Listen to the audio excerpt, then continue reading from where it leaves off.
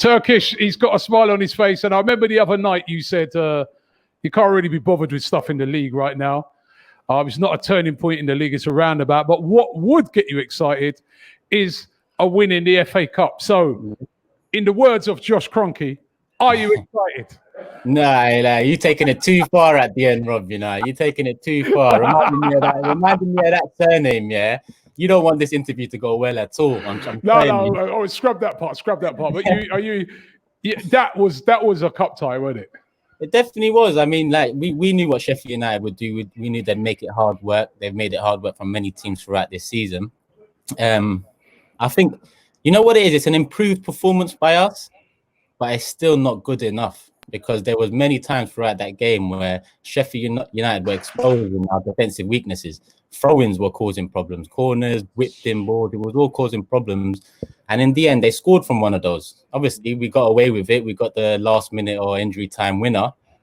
But if you ask me, is it a turning point in the season? No, but I am excited because we've still got something to play for this season. And that's all I want from this club is to compete in everything that we play in. And that's just something we've struggled with over the years. Hence why my interview the other day was so disheartening, because I am disheartened by Arsenal Football Club right now, Rob. And I don't know if you have done, but if you go back to that interview and go to the comments below, I've never received so many positive comments before in my whole AFTV career of doing interviews in the last 3 years. Everyone usually calls me negative. Everyone usually says, oh, why is this guy never happy?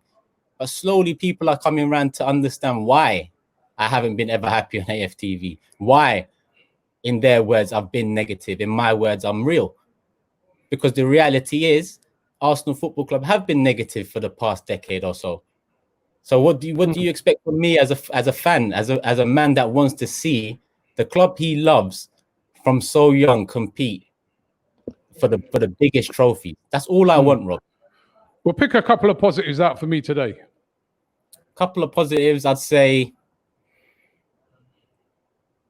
the structure that Arteta had in place.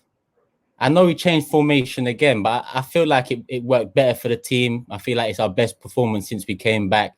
If I'm going to pick at individuals, I think Tierney had a good game. I think one thing Maitland-Niles does do when he does play is he overlaps Pepe. And that is integral to release Pepe up a little bit. Bellerin doesn't do that. When Bellerin plays, he's too weary going forward and he's too weary defensively. And he's rightfully received criticism for that. Even Arteta brought it up in the pre-match press conference. But when Maitland-Niles plays, I'm not his biggest fan, but the least he does is overlap. And that takes a defender's attention away. Hence why it wasn't Pepe's best game, but you saw a bit more from him. It was a good penalty. You saw him open up the midfield a little bit more with some dribbles. But all in all, there is something I want to mention. Now, I did mention the pre-match press conference with Arteta. Did you watch it, the pre-match conference? You must have. I didn't.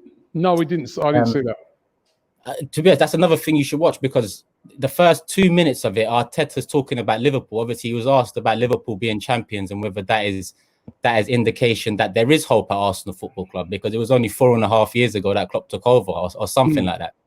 Now, Arteta said from when Klopp took over, he's brought in a clear club structure, club philosophy. There's clear communication from top to bottom.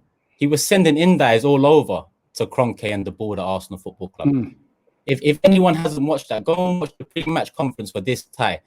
And you'll know why I'm so negative in your words. Because Arteta is exposing some of the truth that's going on. There isn't clear communication from top to bottom at Arsenal Football Club. There isn't enough clarity. There isn't enough direction in club philosophy. It's been a bit topsy-turvy since Wenger left. And that was always going to be the case. But it needs to iron itself out. And like I said last interview, FFP being relaxed this summer, there won't be a better time. There will not be a better time, bro. So as much as I'm happy that we're through in the FA Cup, and believe you me, I am happy because it's a semi-final. It's Wembley. Yes, we can't be there, but we're still fighting for something, bro. That's what I want for Arsenal Football Club. But in the long run, when this season ends, over to you, Josh Kroenke. And like you said at the beginning of this interview, it's time to show us what you meant about be excited and be proactive early on. Okay, well, thanks a lot. We're losing you slightly there as well. We're losing you slightly there, Turkish, but thanks a lot, mate. And on to Wednesday.